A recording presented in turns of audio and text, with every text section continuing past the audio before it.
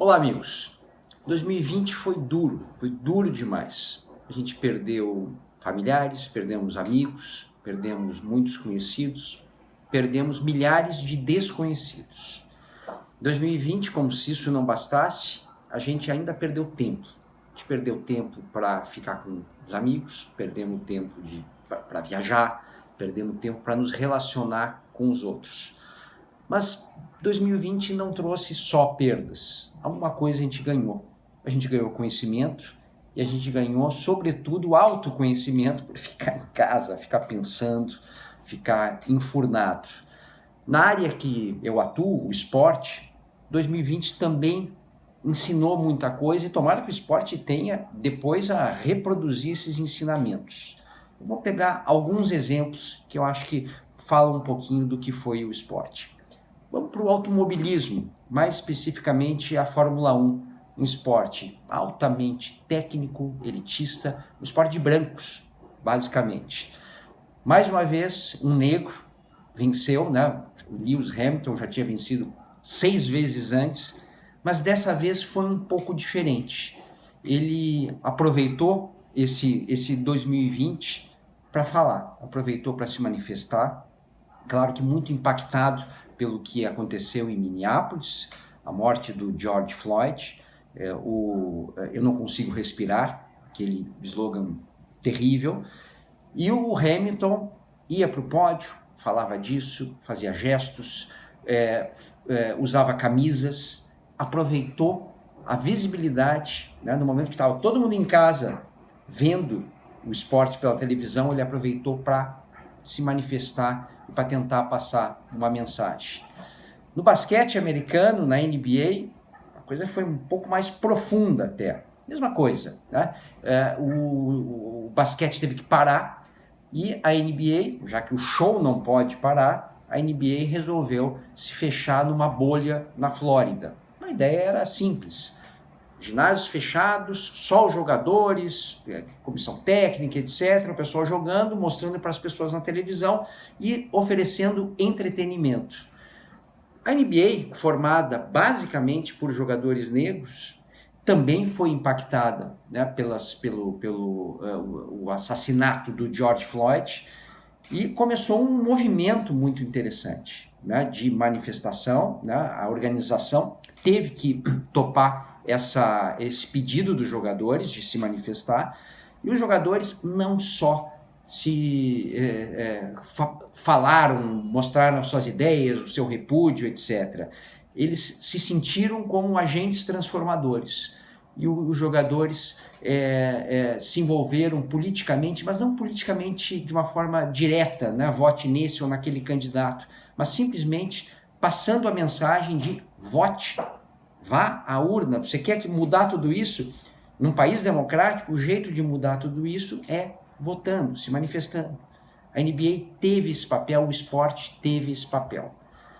Terceiro exemplo, futebol. O próprio futebol, no momento que veio a pandemia e veio a redução total de custos, a gente não tinha mais as receitas, né, de estádio, venda de camisas, tudo deu uma parada, né? E os clubes ficaram, né, com grandes preocupações financeiras.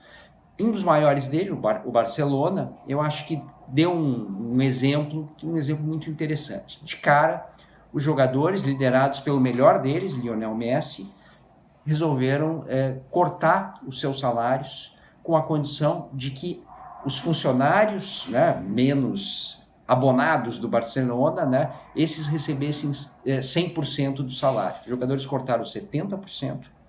E se passou, o esporte passou uma ideia de combater a desigualdade, que não é só no esporte, mas o esporte, no seu microcosmo, resolveu se manifestar dessa forma. Outros clubes, mundo afora, fizeram o mesmo e ficou claro para muitos jogadores como era importante a igualdade, né? De novo, o esporte conversando com a sociedade.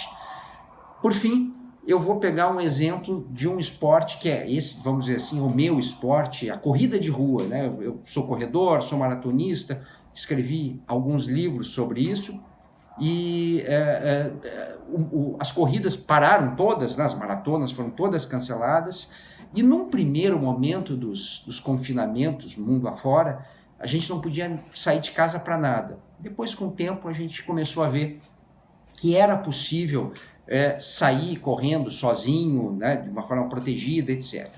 Bom, o que a corrida de rua, o que os corredores, né, de rua no mundo passaram a fazer, né?